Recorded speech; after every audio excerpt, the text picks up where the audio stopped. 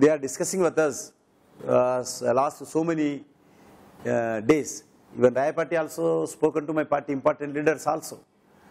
But we are not decided anything about this issue.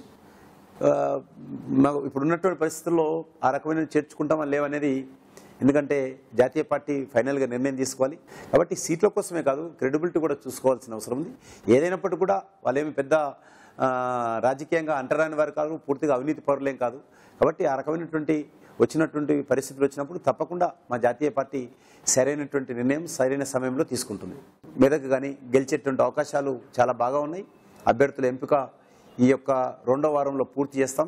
ఖచ్చితంగా మంచి వాతావరణము భారతీయ జనతా పార్టీకి వస్తుంది.